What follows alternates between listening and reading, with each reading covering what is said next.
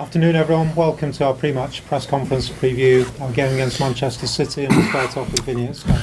Sean, last week I know there was talk of the possibility of Seamus having an operation. What's the latest as regards him? Because obviously with him being out of contract in the summer as well, there are those who will fear that he might have played his last game for the club. Can you give any hint as to whether he did have an operation. It's straightforward in the view of the medical side of things. I don't know the official way they've treated it in the sense of the operation, but apparently it's gone really well when they got in there as they expected, so hopefully it'll be a straightforward recovery, and all being well, should be fit for next season. Is that a hint that he... No, I've been speaking to him ongoing. I've spoke to all the players here, are varying, or the ones that needed a chat about things, so he's well in the loop of where he sits at this football club. How difficult has it been being patient on the injury front with the likes of Dominic Calvert-Lewin, the likes even of Yerry Mina as well? And do you think you're in a position where you're going to get rewarded for that patience now? Well, we'll see. Patience, bearing in mind that it's not patience in the sense of just being holding back for the sake of it. Patient in the sense of the risk and reward scenarios that come in football, and it's difficult sometimes. You're very tempted as a manager to push players back in through, maybe too early. In my experience, it doesn't very often pay you back. So we were trying to get players, more so with Dom because of his history, or recent history, I should say. More get him to a point when he's almost as close to being fully match fit as you possibly can before you drop him back into full training. Whereas often you'd use full training to get the final bit of fitness. But I think because of his history, I felt that it needed properly solving. We were unfortunate the first time round because he was just at the cusp of being fully fit and he nicked his hamstring again. So then you have to be extra careful. So that was the challenge. But still use the same process. And I think we've seen from his performances, he does look very fit and strong. So that's going to be important over the coming games, of course. But it's a real risk and reward of it, especially more so with muscle injuries. Sorry, that's always a trickier scenario, I think. And Yerry's been fit since he's been here. It's just keeping proper fitness.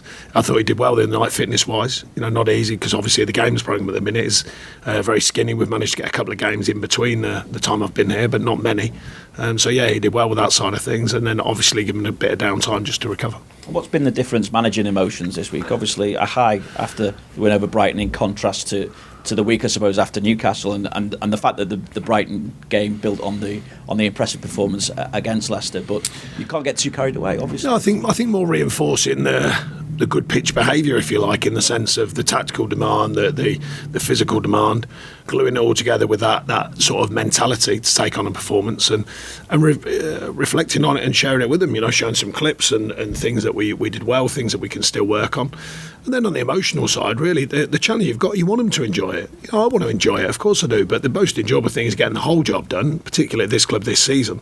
I just remind them of that. I said, I go back to when I got here, we beat Arsenal, and I said it's a step. It's an important step, but it's a step. Well, the win on Monday was another big step in the sense of the time of the season, where it's at. Very important, these games. So I thought it was a big step in gluing it all together. The mentality, the performance, the tactical understanding, and the will and demand of a group to play hard. So I want them to enjoy the moment because I think that's a great thing about football. But equally, you've got to be aware to come down very quickly because the next one's the most important one, and we've been trying to do that. Against a top side, of course, as well in Man City. I think you said you want the players to take it on this weekend. The fans will be backing you all the way, obviously, on that inside Goodison Park at the weekend. But in what way do you envisage being able to take it on against Manchester City? Well, it's not easy. They're a top side. They're performing fantastically well again this season in a number of different avenues, competitions. But they have a busy games programme as well. I know they've got very, very good players, a squad full of them. He might change things, rotate things. We can't look at everything they do. We have to still focus on what we do. I think we've done a lot of work on that with the group since we've been here. Some good signs, some maybe not. But there's been an adjustment, I think, in the mentality particularly. So I think that's important, to remind ourselves of the good players that we've got, remind ourselves of the good group that we've got, and the current feel about the group has been a high demand. After getting a bit lower, we've come back up again, with our performance levels now. Like I say, they're a very good side, but you've got to find a way of competing. And if you do that properly and you play well, then you've got a chance to win. What confidence do you have that you've got a forward line in the kind of form that can ask questions of them, the way that Dwight McNeil, Dominic, Alex Iwobi are showing off? Well, I think the the legs, the pace, the directness, the quality is a good mixture. Obviously, they have a bit themselves. We know that, but no, it's something that's grown as I've got here, and with fitness as well, particularly with Dom. But no, we like the way that they're operating. We like the pace of the attack that we're managing to get, particularly in the last couple of Leicester and down at Brighton. But mainly for me, it's been the quality. There's been some real good quality, and behind that, you need a defensive framework that can give you the base to work from. So we're. The rules stay the same against whoever you're playing. It's just that you've got to get all the details right against the top sides, particularly because Man City they work on, if you don't get the details right, they work on you. We've got to make sure we're on top of every detail. Does past history come into thinking at any point as well, even if it means you're looking to change things late in the game? I'm just thinking of the equaliser that Damari Gray scored at the Etihad earlier this season. Well, there's a funny thing. I think there was a noise recently about me not making subs. Do you know Pep's only made less than me? He's made 2, I think, on average, or something like that. So, been pretty good company, I think. Pep's doing. I'll take that. But as I say, does a player's past history against a side ever come into the thinking and their potential for goals? No, not really. With that respect, you have to. My view is of the game. You can't guarantee from the past what comes next. I think what the game offers, what you're looking at, how the team are performing, how they're reacting to what's going on in the game, I think that's important to me. And when I like what I see, I tend to not tinker too much.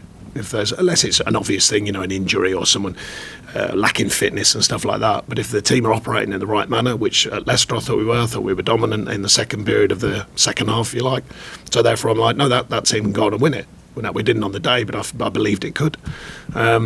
Brighton different. Obviously, we were the scoreline said we could make them changes, but still only made a couple. I think that you try and observe what's going on in the game, speak with your staff, albeit quite difficult while the game's gone on, but still, what do you think? Constantly sharing thoughts and then make a decision. Obviously, Erling Haaland been named Football Writers Footballer of the Year as well. I just wondered, it's the first time, obviously, you've managed a side again, a City side with him in it. What difference has he made to your thinking as to how to set up against the ones you've had in the past? I think he's just given them another different way of attacking, hasn't he? I think we all know that with his physicality and the pace and power he brings to it, so that we know that Man City have got lots of good players, by the way, and it just gives them another way of operating rather than, if they do need to hit a longer ball from back to front or from the keeper, which they've done a few times, they can do. I just think it gives them a different way of operating. No, but he's a super high quality player, you know that. But yeah, again, the details have got to be right as individuals and a collective and the shape and all the things that make it difficult for these players, to perform. But it's not. I'm pretty sure Pep knows it's not just about him. There's a very, very strong outfit there, across the board, subs, bench, everything. It's a very strong outfit. And on that, Jamie Carragher said in his column today that given the timing between two emotionally and physically demanding European games and the context in terms of how fired up the opponent will be, the trip to Everton could be the toughest remaining game in City's quest. How do you see it? I mean, is there a chance that double-header against Real Madrid can impact on them negatively? Well, first, I hope he's right. That'd be good. No, look, I mean, excuse me, these teams, these clubs, particularly Man City over the last few years, they're used to these big games, you know what I mean, and used to dealing with what they have to do. So we can't rely on that. If it plays its part, then it might well do, but we can't rely on that. We have to go in with everything right. I always say, against these top teams, in my experience, you have to have everything right. You might need them to have a softer day. You might need decisions. You might need, you defend well. You take your chances. All them things have to come into play. So no, we certainly can't overthink whether they've got big games around them or not. But they're pretty much used to that. So it's more about us staying focused on what we're going to do. Thanks, Sean. Thank you. Thanks, Vinny. We'll go to Stuart. Oh, yeah. Is this actually quite a hard one to prepare for? Because Pep does often change his lineup, changes formations. He might rotate, obviously, because of the Real Madrid side. So for you, is it actually quite hard because you're not really sure how they're going to line up? Well, when you've got that many quality players and a manager who's won everything around, Europe in different ways, different teams, then of course you try and be aware. But he's tinkered less, I think, than when he first got here. His first season, he changed a lot.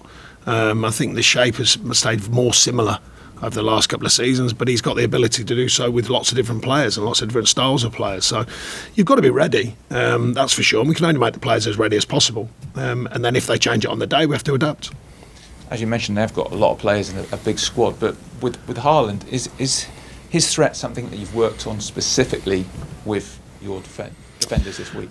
No, I don't think you can work on just one thing, because if you work on one thing against Man City, they've got other players who can hurt you. So I think it's a collective attitude, a collective organisation, tactically, and then performing. You know, I think if you get zoned in on one player, there's others there who are very, very good players and very effective players. So I think you've got to, I mean, let's have it right. The way he's had this season, you would like to think our players are aware. You'd like to think they've seen enough of him to imagine, you know, ways that they might play against him. You know, as a centre half, you'd always know the person you're playing against or know of them. And now there's a lot more analysis, a lot more out there to do that. So you always have a feel.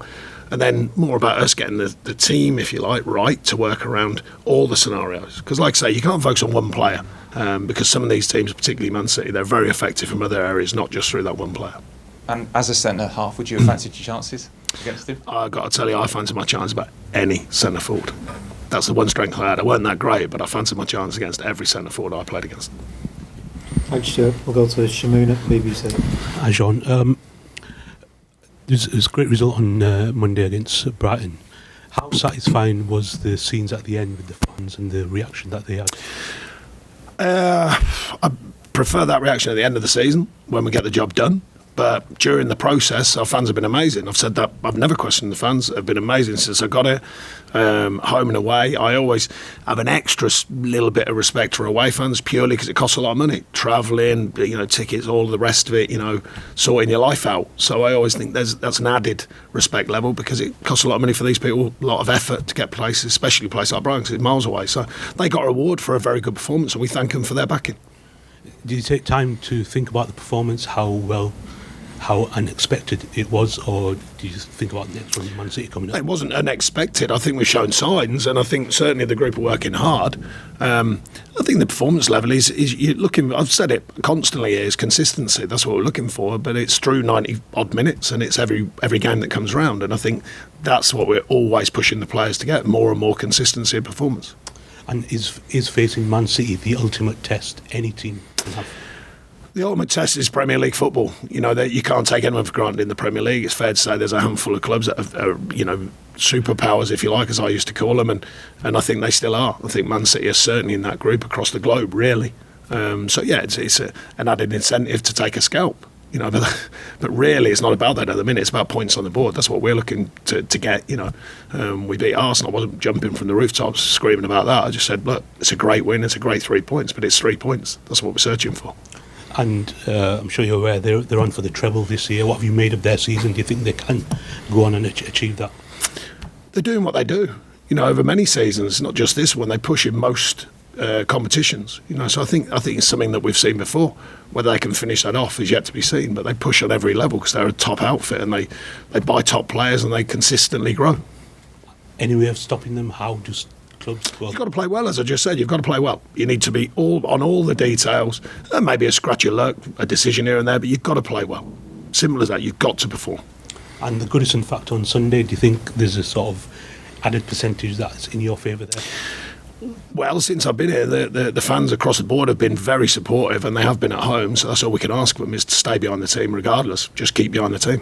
And can you imagine the scenes if there is a positive conclusion to this season? I can. How will you be feeling? I'll just be feeling that we've got the job done, I can assure you. Thanks, Shamoon. We'll go to James at Radio Merseyside. Hi, Sean. Hiya. What sort of statement do you think Monday night sent out as a whole to yourselves and also to the other teams around the bottom? I don't think it's about statements. I think it's more about what we're looking to do for ourselves, you know, and that is be a high-performing outfit, and that consistency I've been looking for. I think putting back-to-back top performances, I thought we were very good at Leicester, I thought we were very good at Brighton. Excuse me. But we certainly weren't designing it as a statement. We're just merely saying we're alive. You know, look at what we're doing. We're competitive. We've got an edge to us. We want to take on the challenge. I think that was a message. Yerry Mina was in at the back. Can you just talk through your thought process in putting Yerry and James together?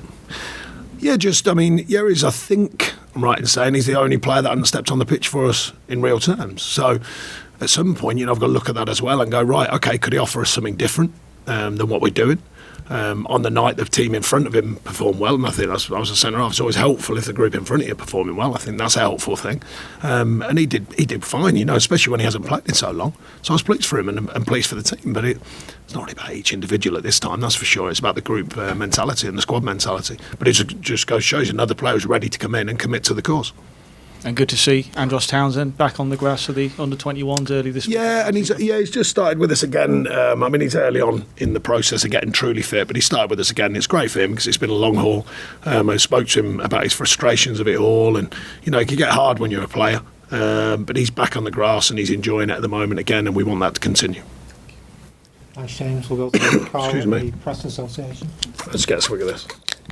This throat needs some work.